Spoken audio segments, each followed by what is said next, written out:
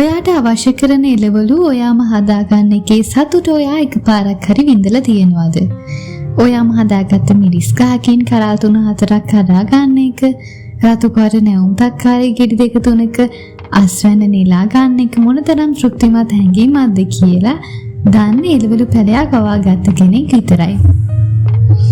අද මං අරගෙන ආවේ ඕනිම කෙනෙක්ට ලේසියෙන් හදාගන්න පුළුවන් එළවලු වර්ග 15ක්.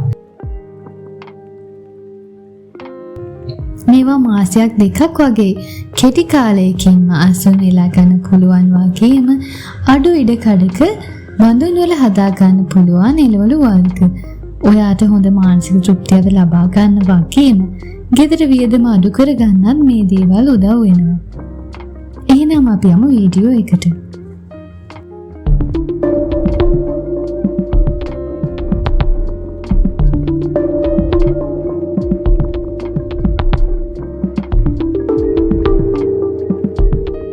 නිවිති. යකඩ සහ විටමින් A වලින් පිරුණු නිවිති ශරීරයේ ලේ වඩවන්නත් සම පැහැපත් කරන්නත් උපකාරී වෙනවා.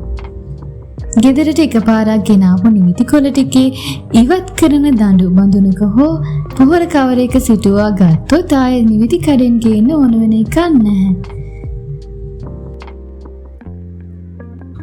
නිවිති කියන්නේ ඉක්මනින්ම වර්ධනය වෙන ප්ලාන්ට් එකක්. මේකට දිනපතා වතුර දැමීම කරන්න ඕනි. මොකද නිවිති වලට තෙත පසක් අවශ්‍ය වෙනවා. ඒ වගේම මද හිරු ආලෝකයක් අවශ්‍ය වෙන නිසා තද හිරු ආලෝකයෙන් නම් මේක හදාගන්න එපා. නිවිති දඬු සිටවීමෙන් පස්සේ සති 3-4 අතර කාලයකින් අසනු නෙලා ගන්න පටන් ගන්න පුළුවන්. ඉතින් ඔයාට නිවිති ඕනි වෙන හැම වෙලේම ඔයාගේ වගාවෙන් ඒවා නෙලා ගන්න. එතකොට තමයි අලුතින් අතු ඇවිලා නිවිති උකුරු විදිහට සරුවට වැදෙන්නේ.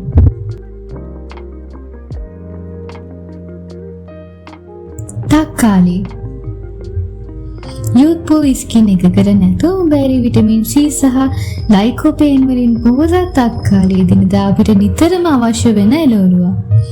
ඉවතරන බේසාම් සිදුරුණු මැටි භාජනවල හරි කුඩා පාත්‍යයක උනත් තක්කාලි වගා කරගන්න පුළුවන්. ඉදුණු තක්කාලි ගෙඩියක බීජ වලින් ලේසියෙන්ම තක්කාලි පැල ඔයාට ලබා ගන්නත් පුළුවන්. තක්කාලි කියන්නේ ඉක්මනින්ම වර්ධනය වෙන ශාකයක්. මේවායේ කඳ ශක්තිමත් නැති නිසා ආධාරකයක් සිටුවා ගැනීම නම් කරන්න ඕනේ. ඒ වගේම හිරු එළිය හොඳින් අවශ්‍ය වෙන අතර ජලය දවසකට එක් වතාවක් යෙදීම ප්‍රමාණවත්. මාස 2කින් තක්කාලි වල ආශ්‍රයන ලබා ගන්න පුළුවන් ඔයාට. වැදගත් දෙයක් තමයි තක්කාලි පැලවල පහළ කොළ ගලවලා ඉවත් කරන්න ඕනි. ඒකෙන් වගේ ශාකය බැක්ටීරියා ආසාදන වලින් වලකින ඔය වගේම ශාකය හොඳින් වර්ධනය වෙනවා. ඉතින් තක්කාලි පැල 2-3කුත් ඔයාගේ වගාවට අනිවාර්යෙන් මේක කරගන්න අමතක කරන්න එපා.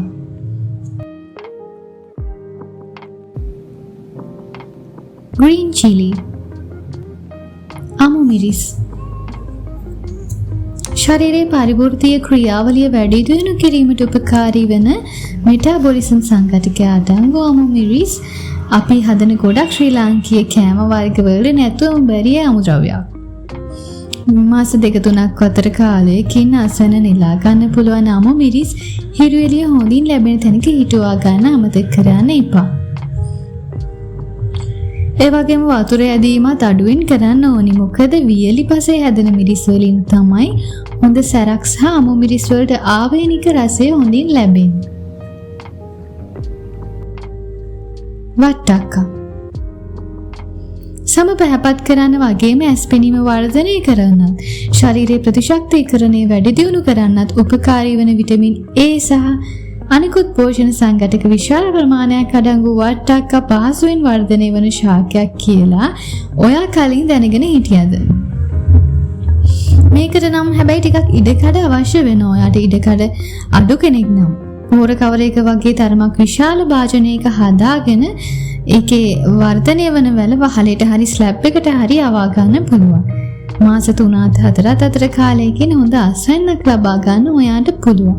හිරු එළිය හොඳින් අවශ්‍ය වෙනවා මේ වට්ටක්කා වලට. නමුත් ජලය නම් මෙච්චර අවශ්‍ය වෙන්නේ නැහැ. සතියකට දෙවතාවක් පමණ හොඳින් වතුර යෙදීම ප්‍රමාණවත්. වට්ටක්ක දළු ව්‍යංජනයත් හරිම රසවත් ආහාරයක්. ඔයාට වට්ටක්ක දළු සහ ගෙඩි ආහාරයට එක් කරගන්න පුළුවන්.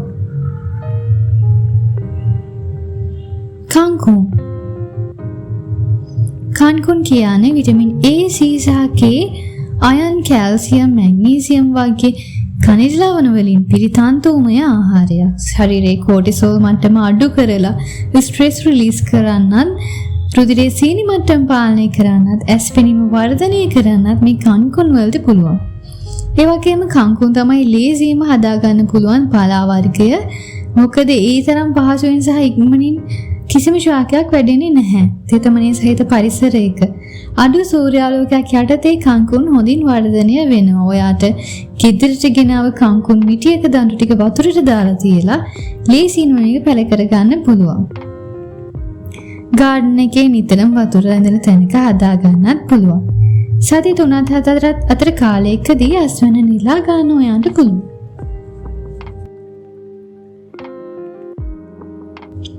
වම්බටු. වම්බටු කියන්නේ ඉක්මනින්ම වර්ධනය වෙන හොඳ අස්වැන්නක් ගන්න පුළුවන් පහසුවෙන් වැඩෙන එළවලුවක්. බඳුන් වල හරි බිම හරි මේක හදා ගන්න ඔයාට පුළුවන්. මාස 2-3 වගේ කාලයකින් අස්වැන්නු නිලාන්න පටන් ගන්න ඔයාට පුළුවන්. වගා බඳුනට ඉවත් කරන කෙසෙල් එලි එක් කරගත්තොත් පස්සේ පොටෑසියම් සාන්ද්‍රණය ඉහළ නම් වල වැඩි පළදාවක් ගන්න ඔයාට පුළුවන් මේ වම්බටු වගාවේ.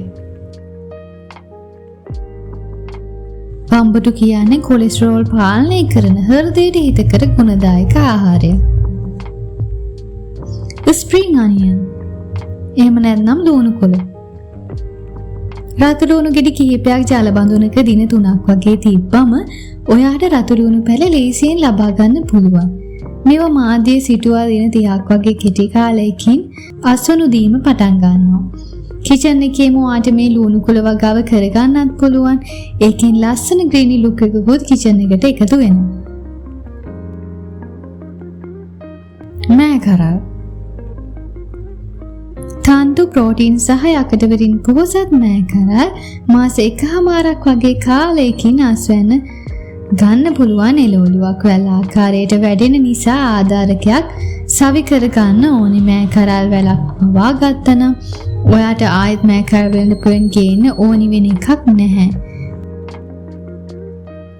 මේකත් ඔයාගේ ගාඩන් එකේ තියෙන්න ඕනි එළවලුවක්.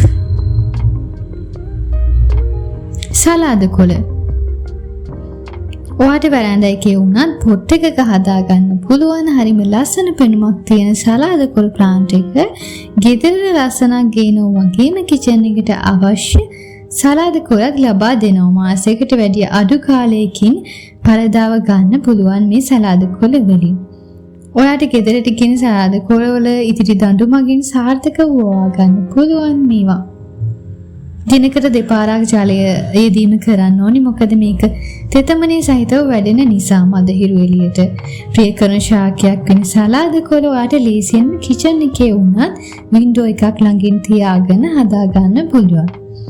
විටමින් A සහ K වලින් පිරුණු සලාද කොළ ඔයාගේ එළවලු පැල එකතුවට එකතු කර ගන්න අමතක කරන්න එපා.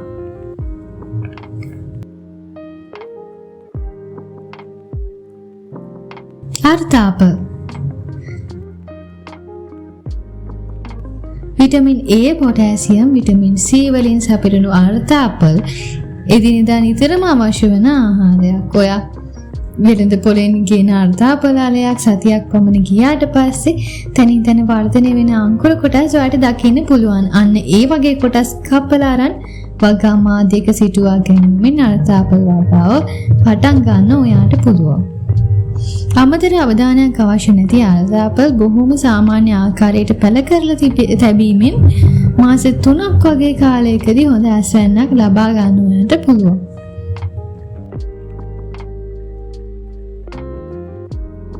ඉතින් නල ඉවත් කර ගැනීම පහසු වෙන විදිහට නිර්මාණාත්මක වගාමලු නිර්මාණය කර ගන්න ඔයාට පුළුවන්. එතකොට මේ අර්ථාපල අස්වනු ලේසියෙන්ම නෙලා ගන්න පුළුවන්.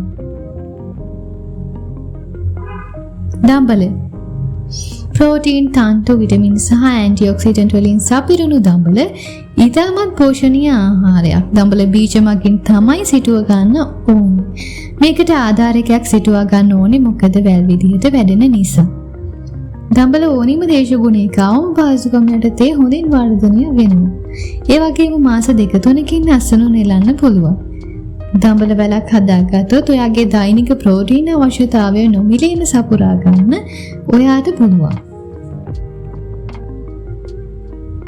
බණ්ඩක්කා බීජ මගින් සිටුවාගත හැකි බණ්ඩක්කා මාස 3ක් වගේ යද්දී අස්වැන්න ලබා දෙන එළවලු පෙළෑටියක්. තන්තු, ඇන්ටිඔක්සිඩන්ට් සහ විටමින් A, C, K, ෆෝලේට් වගේ සංඝටක සපිරුණු බණ්ඩක්ක ඉතාමත් ගුණදායක ආහාරයක්. බඳුන්ගතව වගා කළ හැකි බණ්ඩක්ක වලට හොඳින් සූර්යාලෝකය අවශ්‍ය වෙනවා. ජලය දිනකට දෙවරක් යෙදීම ප්‍රමාණවත්. ඉතින් බණ්ඩක්කා පැන 2-3 ඔයාගේ පුංචි එළවලු කුටුවට එකතු කර ගන්න.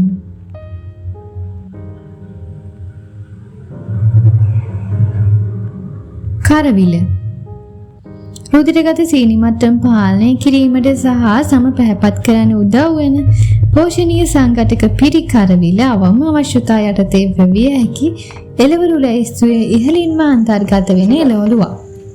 බීජ මගින් පැල කර ගන්න පුළුවන් මේ කරවිල වැලකින් මාස 3ක් පමණ වෙනකොට අස්වැනු නිලීම පටන් ගන්න පුළුවන්.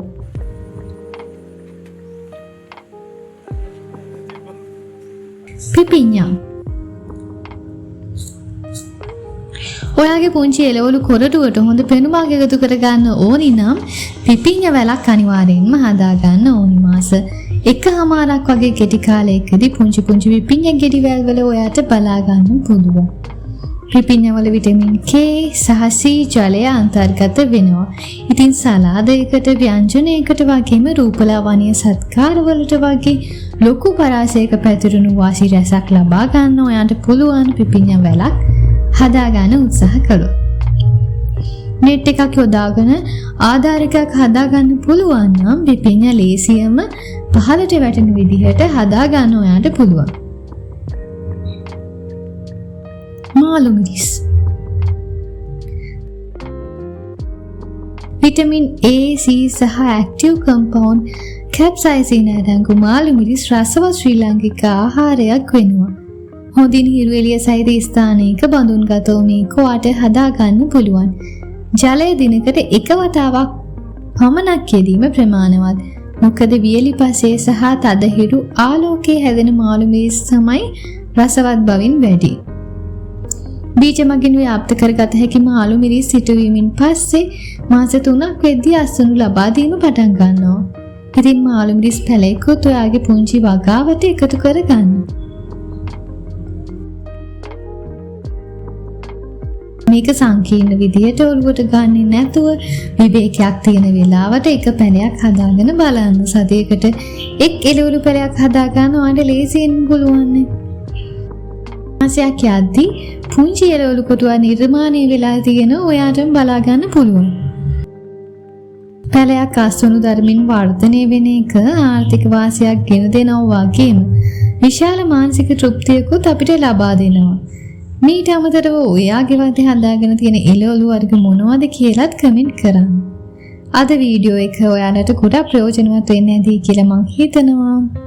අදට ගිහින් එන්නම්. වීඩියෝ එකත් එක්ක දිගටම එකතු වෙලා හිටියට ගොඩක් ස්තුතියි.